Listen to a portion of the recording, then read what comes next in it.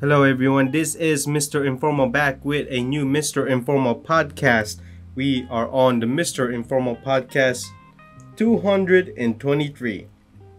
Yes, 223, and again I go by the name of Mr. Informal. I hope you are doing well today. I hope you are safe. I hope you are enjoying life wherever you are in the world. And again, make sure to always enjoy life. Our life is so short in this world. Seems like 70 years is a long time, but actually 70 years can go out in 7 days. So please do not forget to add me on Instagram, MISTERINFORMAL, and then check out my website, mrinformal.com, mrinformal.com.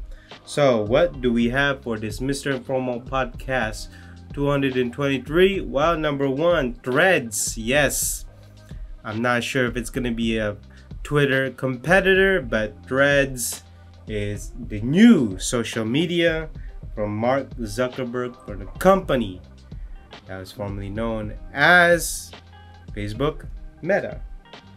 Number two, I have 4 billion reasons why Skims is doing so well. If you haven't heard of Skims, it's basically the brand of the Kardashians.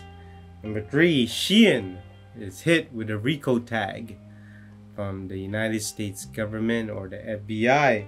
And then last but not least, lately the fashion show has all been show and not enough substances. No one's talking about the actual garment themselves, the actual designs themselves. Everyone's talking about who's in the show.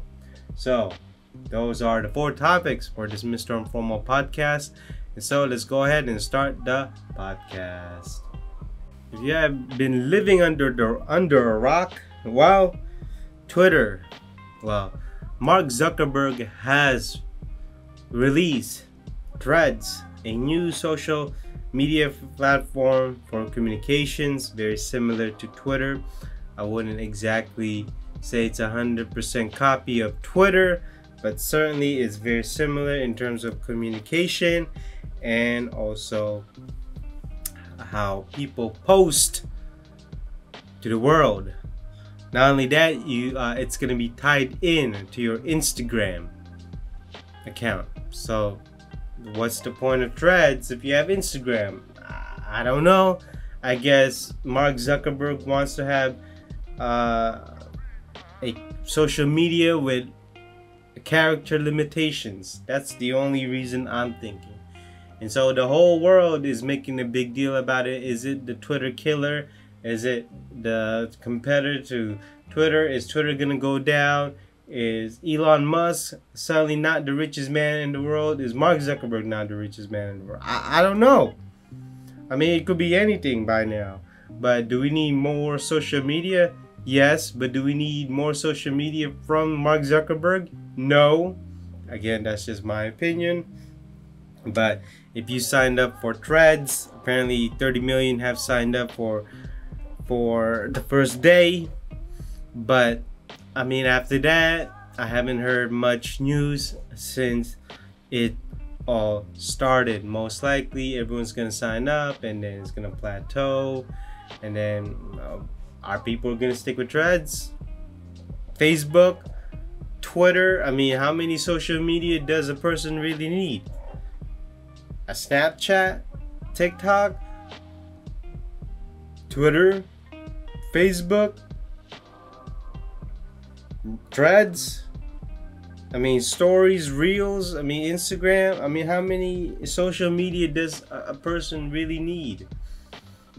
I mean, sooner or later, a lot of these social media brands are gonna go down, like Tumblr, Vine, and other social media in the past, such as MySpace, even MyJournal, Zanga. I'm not sure if you all remember that, but again, it's gonna go down to who's ever has the most user base. Certainly Twitter still has the most user base. I think that people believe in Elon Musk more than Mark Zuckerberg. no one can really trust Mark Zuckerberg. I guess Mark Zuckerberg is, I don't know where he is. All I know is that Elon Musk can make things happen, and he knows how to manage. And from the stories, Mark Zuckerberg seems egotistical, especially with the metaverse. And I don't know what happened to metaverse. No one really knows what happened to metaverse. Metaverse seems to be missing, so he decides to go to the Threads. Actually, I really don't like the name Threads. Really, I mean, is that what's really going on now, that we got lazy to the names these days? On to the second topic from hypebeast.com, titled Kim Kardashian's Skims set to be valued at $4 billion ahead of pre-IPO round. Pre-IPO meaning they're probably gonna launch themselves into the US stock market. So Kim Kardashian appears to be chasing an IPO with her mega influencer shapewear brand Skims. The brand is reportedly in the middle of fundraising round from mutual funds and family offices that will value the fast-growing business to $4 billion. Wow. According to Women's Wear Daily, the round has not closed just yet and is currently or pre-IPO fundraise that will give the company an edge for a potential offering in the next 6 to 12 months. In January 2022, Skims raised $240 million in a Series B fundraising to increase the company's valuation to $3.2 billion. Wow. Skims is only a 4-year-old business and sees the founding reality star at the forefront of most campaigns. In the past, casual wear brand has also tapped the likes of Snoop Dogg and other big names to be part of their brand campaigns. Skims nor Kim Kardashian has commented on the IPO just yet. Wow. Well, that's the power of celebrity, star power, and if you have a lot of friends in the industry, from Hollywood, from music, to the financial industry. I mean, don't get me wrong, I'm not saying I'm a fan of Skims, but again, Skims to me is more of a leisure wear, underwear, loungewear. I mean, that's all I can see. I don't see Skims as at the forefront of fashion trends, at the forefront of innovative designs, at the forefront of technical design. So, at technical wear. So, again, but at the same time, I'm not gonna deny that it's making money. It's popular. Also, it's worldwide, globally known, and there is no doubt that the company is growing at a fast rate. It's only been 4 years, and now it's $4 billion. Certainly, the Kardashian is a brand. It's a business. Kim seems to be at the forefront of it. There's no lie. I mean, wow, $4 billion.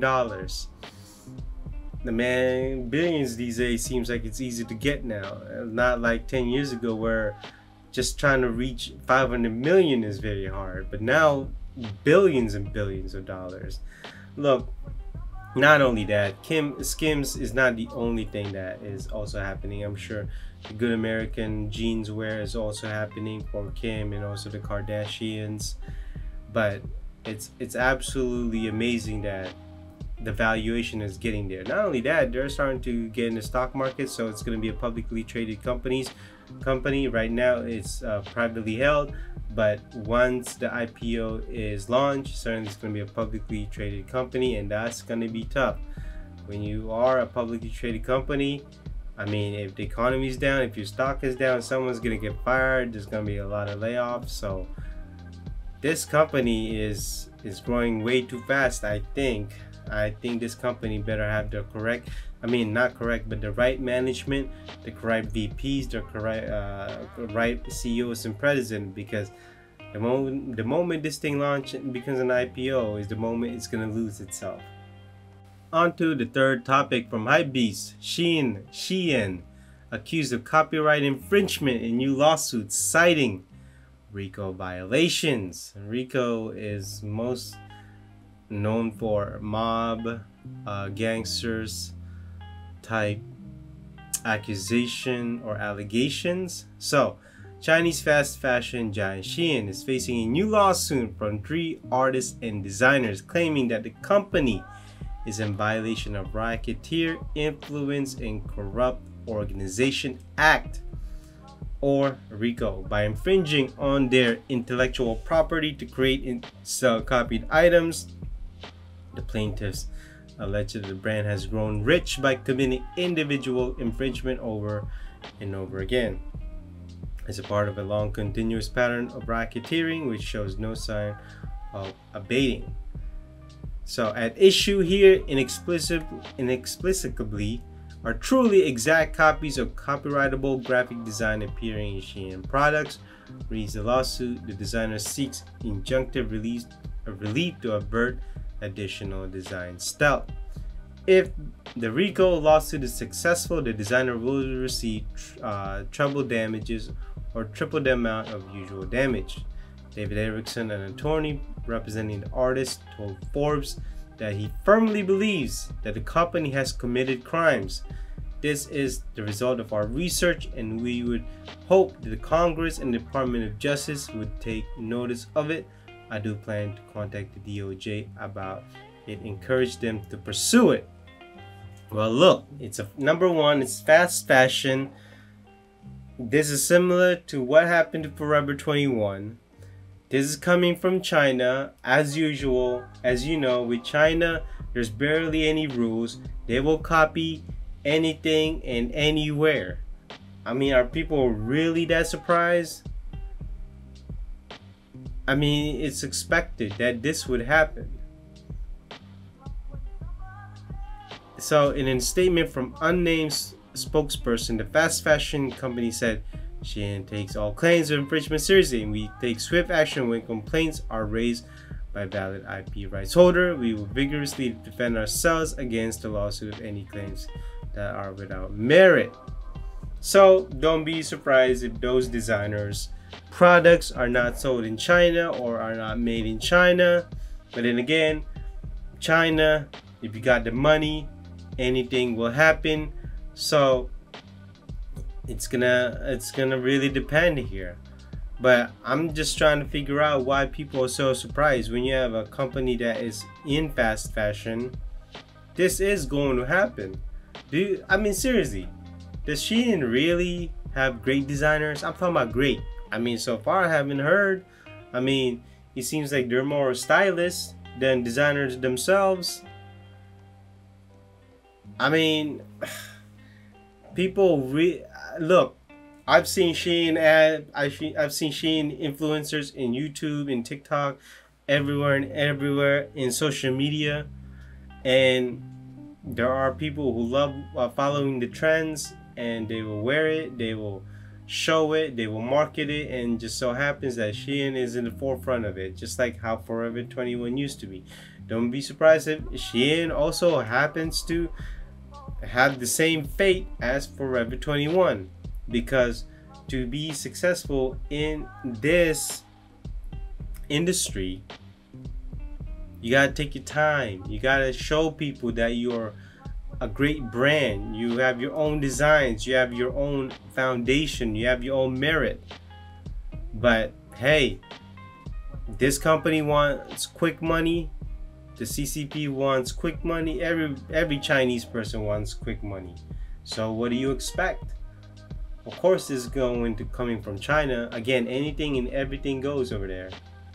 On to the last topic. I really want to talk about this one.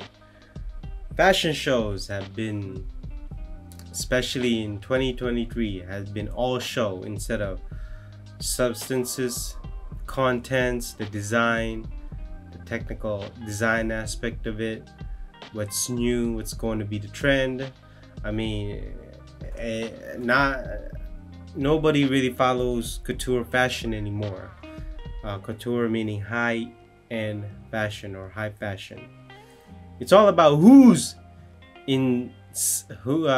sitting in these fashion runways, in these fashion shows. Who are the celebrities? What these celebrities are wearing. Obviously, these celebrities are making connections. They're networking. They're making business deals in these runways. Think about it. If you look at the latest fashion blogs, you see the headliner. Oh, this person was in the fashion show. Oh, this person was in the show. So and so. Especially in the Pharrell-led men's Louis Vuitton fashion show. It was star-studded. I mean, did anybody talk about the actual design themselves? I mean, I know I would, because I'm seeing it from a content aspect. I want to see what's new after Virgil Abloh, passed away, and so I'm interested what Pharrell has going on, but from what it looks like, I mean, nothing really special about his show, his designs, and his blend of different cultures and different designs, I guess. Even in the accessories line, I mean, I don't see anything special. I mean, I don't know what to say. All I know is that a lot of his friends was in the show.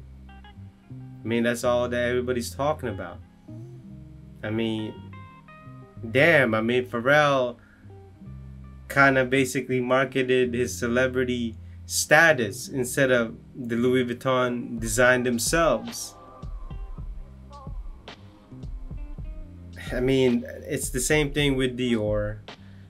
It's the same thing with Gucci, basically, even with Chanel, since he's also an ambassador for Chanel. And so a lot of these shows nowadays, and don't get me wrong, these high-end shows or luxury fashion shows have always, whenever you go there, it's mostly about the design. Well, there was a time when it's mostly about designs and what's coming in the market. And the little guys basically look for that to be influenced and to create their own designs off of that, basically create inspirations and mood boards. But nowadays, I mean, no one's really talking about their designs. Everyone's focusing on what they have to do. Also, if you look at these runway shows, a lot of these fashion blogs are just more focused about who's in there. I mean, what they are wearing, especially in Paris Fashion Week. If you go to Paris Fashion Week, it's more of celebrity now, like who's in there, musicians, what they are wearing, and even street culture, streetwear are not the it thing anymore. It's more about what the celebrities are wearing in terms of what streetwear they are wearing, and so a lot of aspect of that is lost, and also the essence of design is lost when it comes to these fashion runways. I'm trying to get back on the fashion reviews, fashion show reviews. Hopefully I have more time, but certainly work is taking a lot of that time. But I'm not happy about it, because again, I try to look for what's new in the fashion game, but for the most part, I mean, it's all gonna be star-studded. I wouldn't be surprised, or don't be surprised, if a lot of his celebrity friends wear Louis Vuitton stuff. They don't even wear it every day. Also, the accessories are, I mean, they're not as good. Look, Pharrell is a stylist. He's not a designer. I mean, that's all I can say about him. And so that basically concludes this Mr. Informal 223. I hope you enjoyed this week's Mr. Informal Podcast 223, and if you did listen to me from beginning to end, I do appreciate it. And please do not forget to add me on Instagram, MisterOrmal, and then MrInformal.com is my website, MrInformal.com, MrInformal.com. And please, I would definitely appreciate it if I gave you some news that you never heard it before, give you some insights, and hopefully you are safe, you are healthy, and enjoying life. And so wherever you are in the world, good night, good morning, good afternoon, and good evening. I will see you in the next podcast. Bye-bye.